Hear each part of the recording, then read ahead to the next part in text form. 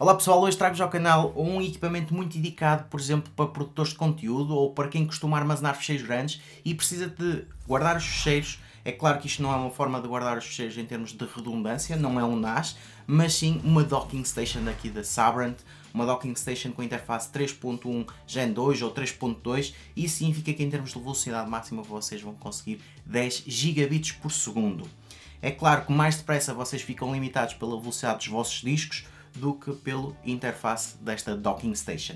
Em relação à docking station, como o nome indica, é uma docking station para 5 discos, ou seja, temos aqui à frente 5 baías para podermos colocar os discos. Existem aqui alguns detalhes que eu acho que são muito interessantes em relação a esta docking station. Para começar, em termos de qualidade de construção, estamos a olhar para uma docking station em alumínio, com uma qualidade de construção excelente.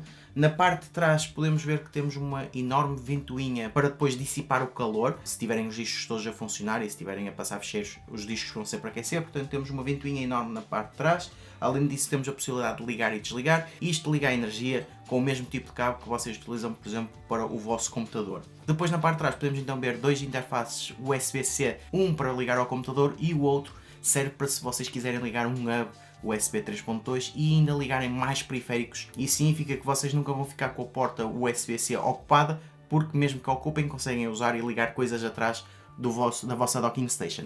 Depois, na parte da frente, temos 5 baías que são independentes, que são fáceis de aceder, e além disso, como forma de proteção, elas dão para trancar, ou seja, por exemplo, se vocês estão a transportar a docking station, para terem a certeza que os discos não vão cair, que não vão sair, vocês podem bloquear com uma chave que vem as próprias baías. Além disso, são 5 baías independentes, vocês, por exemplo, podem só estar a utilizar uma, ligam-na e ela aparece no vosso computador. Isto é basicamente a mesma coisa que, por exemplo, vocês terem 5 discos com 5 caixas externas, em vez de estarem a ligar os 5 discos um a um, em que vão ocupar 5 portas USB, vocês só têm isto e ligam os 5 discos aqui, ou seja, isto acaba por ser uma caixa externa que conseguem colocar 5 discos. E como eu estava a dizer, vocês podem utilizar as 5 docks ou podem só utilizar uma dock e no vosso computador só vai aparecer o equivalente ao que está ligado.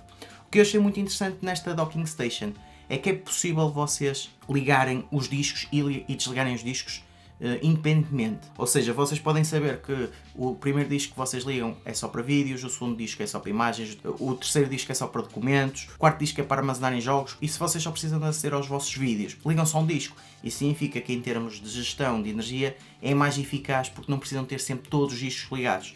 Eu já vi algumas docking stations em que por norma, quando ligam a docking station, os discos ficam todos ligados. Nesta podemos de uma forma independente então estar aqui a trocar, a ligar e a desligar. Se a docking station estiver ligada ao computador, vocês vão ver então uma luz azul a indicar que o disco está ligado, e quando estão a transferir ficheiros a luz vai trocando entre azul e vermelho para vocês saberem que o disco está a ter ali escrita ou está a ter ali leitura. Se vocês desligarem o computador com a docking station ligada, com os discos ligados, as luzes ficam todas vermelhas, ou seja, os discos que estão ligados ficam em stand-by e depois quando ligam o computador eles voltam a ligar. No entanto, se vocês ligarem os discos no botão, ou seja, se deixarem o dedo durante 2, 3 segundos, o disco desliga, e se carregarem o botão, o disco liga. Se o disco ficar desligado e vocês desligarem o computador e voltarem a ligar, claro que ele não liga, vocês têm que carregar no botão.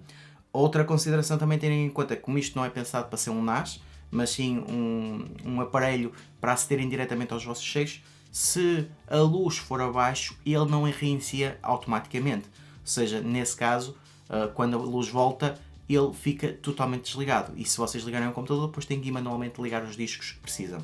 Portanto, estas acho que são as considerações principais que vocês devem ter em conta em relação à qualidade de construção, em relação à própria forma de aceder aos discos. Isto é muito fácil, é só abrirmos e conseguimos aceder ao disco. Não é preciso fazer nenhuma montagem especial. É claro que isto só dá para discos de 3.5 polegadas, porque não conseguimos aqui encaixar os 2.5 que ficam ali atrás, apesar do interface ser SATA, mas nós só temos que chegar aqui, empurrar e depois fechamos. E se quisermos ter uma segurança extra, podemos chegar aqui com a chave, e eu chegava aqui e bloqueava, e agora já não consigo abrir esta baía. Depois posso desbloquear e está pronto outra vez para abrir, aceder e colocar. Portanto, não é preciso nada de especial aqui para podermos trocar os discos, ou seja, isto até podemos tirar um disco e depois vamos buscar outro disco que temos com outros ficheiros e podemos colocar. E como eu estava a dizer, isto é a mesma coisa que vocês estarem a ligar discos diretamente ao computador, não vos vai agregar os discos, não vai fazer aqui um sistema de RAID, isto é só mesmo para terem os discos todos no mesmo sítio para ser mais fácil organizar. Além disso, como eu estava a dizer, o interface é de 10 gigabits por segundo. Eu não tenho discos 3.5 tão rápidos para testar. Testei com os disponíveis que tinha, os WD Red, e nesses eu consegui uma velocidade de 150 megabytes por segundo. Como eu queria testar a velocidade máxima, ou perto da velocidade máxima, eu liguei um SSD que tenho da Kingston através do interface de USB-C que tem nas costas desta docking e consegui os 1000 megabytes por segundo de escrita e de leitura. O SSD que eu tenho dá para 2000 megabytes de escrita e de leitura, no entanto nisso tem que ser num USB 3.2 Gen 2 2x2, neste caso este só dá 10 gigabits por segundo, portanto eu sei que a velocidade máxima andará ali à volta dos 1000 megabytes por segundo. Estou a ver aqui se não me troco entre a conversão de gigabits por segundo para megabytes por segundo, mas a velocidade máxima que vocês vão conseguir de transferência, se tiverem discos com essas velocidades, serão então transferências na ordem dos 1000 megabytes por segundo, que equivale mais ou menos, é claro, estamos a falar depois da velocidade teórica de 10 gigabits por segundo, é sempre um bocado mais, mas o que vocês podem ter em conta é que mais depressa ficam limitados pela velocidade de escrita e leitura dos vossos discos do que deste interface. Portanto, se vocês tiverem o USB 3.2, se tiverem uma entrada USB 3.2 que dê os 10 gigabits por segundo, é garantido que vão ter sempre as velocidades máximas para estarem a passar ficheiros, para estarem a tirar ficheiros.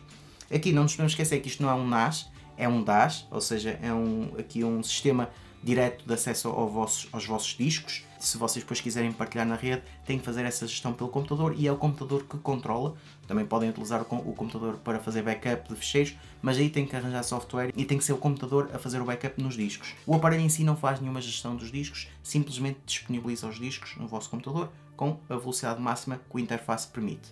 Portanto, em relação a este aparelho, eu acho que é, se calhar aqui para um nicho de pessoas que realmente precisa de muita velocidade, quer ter um aparelho que seja confiável, que seja rápido e que em princípio não vá dar problemas e que seja fácil também de aceder, poder desligar e ligar e assim conseguir gerir melhor os discos, especialmente quem tem mais de 5 discos até, assim pode ter 5 discos ligados, faz o que tem a fazer, desliga o disco, pega noutro, coloca e está pronto para utilizar. Não tem aqui nenhuma razão de queixa. Claro que podia ser interessante que quando a luz fosse abaixo, quando voltasse, eles voltassem a ligar os discos, porque se vocês tiverem isto ligado a um servidor e em que o servidor se liga, depois os discos vão estar desligados.